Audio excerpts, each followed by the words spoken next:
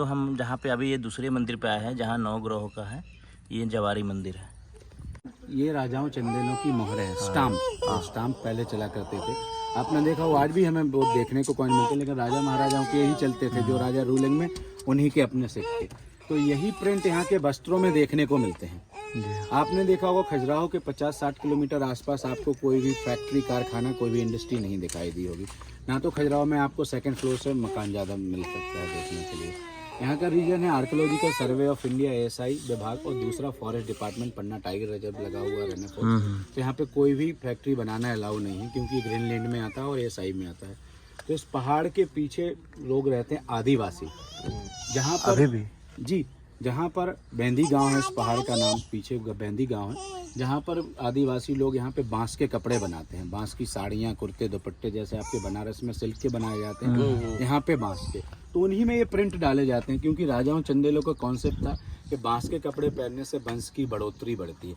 आपने देखा होगा बांस कभी जलाया नहीं जाता है, हम अर्थी पे भी बांस को ले जाते हैं तो उसको साइड में रख देते हैं। जब पहले हमारे हाथ पैर टूटते थे तो क्या करते थे, बांस का ही प्लास्टर लगाते थे। जब पहले बच्चे पैदा होते तो क्या करते थे, बांस की टोकरी में उनको लिटाया। आजकल झूले वगैरह आ गए हैं। इस मंदिर का नाम है जवारी। जवारी इस मंदिर का नाम क्यों पड़ा, क्योंकि आपने देखा वो नवरात्रियों में हम लोग ज्वार रखते हैं, बोए जाते हैं। अभी मैं अंदर आप लोगों को समझाऊंगा। अंतराल मंडप में, गर्भगृह में, यहाँ पे 9 ग्रह सब कुछ दिखाया गया है। और से देखेंगे तो आपको ऐसा लग रहा हो कि जैसे वहाँ पर पानी भरा हो। हाँ। वहाँ नीचे बाहर भी देखेंगे तो ऐसे लगता है कि जैसे पानी भरा हो। क्योंकि जो विष्णु भगवान का शेषाही रूप था वो था समुद्र, वैकेंट रूप। आइए,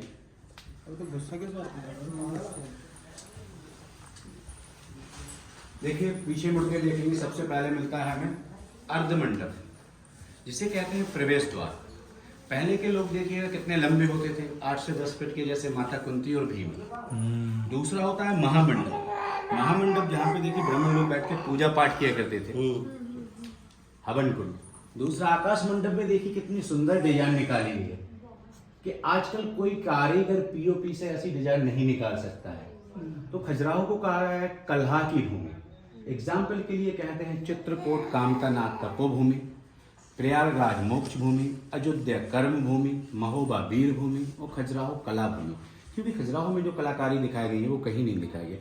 तीसरा होता है अंतराल मंडप। अंतराल मंडप वो मंडप होता है, अंतराल मंडप देखिए आप लोग कोई भी शक्तिपीठ स्थान पे जाइए, जैसे शारदा माता मैहर हो गया, वैष्णो देवी जाए, कहीं भी जाएं, अंतराल मंडप में केवल पब्लिक ही खड़ी हो सकती है पूजा पाठ के लिए। गर्भगृह में केवल जो पार्टिकुलर पुजारी होता है या कोई राजा महाराजा होता है या ईश्वर होते हैं, उन्हीं को प्रवेश करने को मिलता है। चौथा होता है गर्भगृह, जहाँ ईश्वर विराजमान होते हैं। अब देखिए मंदिरों को 3 सतहों में बांटा गया है। यहाँ पे अपने 9 ग्रहों की शांति किया करते थे, क्योंकि 9 ग्रह मनुष्य के जीवन के ऐसे होते हैं, एक को मनाओ तो दूसरा में चलता है, दूसरे को मनाओ तो तीसरा में चलता है। 9 ग्रहों की कोई शांति नहीं कर पाया। आपने देखा हो हमारे घर में पूजा पाठ होती है तो सबसे पहले पंडित जी क्या करते हैं, 9 ग्रह ही बनाते हैं। 9 ग्रहों के बाद ही तो यहाँ पे देखिए 8 यंत्र चुन चुके हैं, एक ही यंत्र बचा हुआ है जो शनि का यंत्र है। शनिवार के दिन तो लोग यहाँ पर आते हैं सूर्योदय से पहले और सूर्यास्त के बाद। उड़द की दाल, काला तेल और सरसों का तेल लेके उतारा करके जाके किसी नदी और तालाब में उसको छोड़ देते हैं, क्योंकि सरकार यहाँ पे पूजा पाठ की परमिशन नहीं देती है। अगर यहाँ पे पूजा पाठ होगी, कुछ भी होगा तो काला पड़ेगा, नील वो गंदगी होगी, इसलिए ऐसा ही पूजा पाठ की परमिशन नहीं देती। तो यहाँ पे 9 ग्रहों की शांति की जाती है।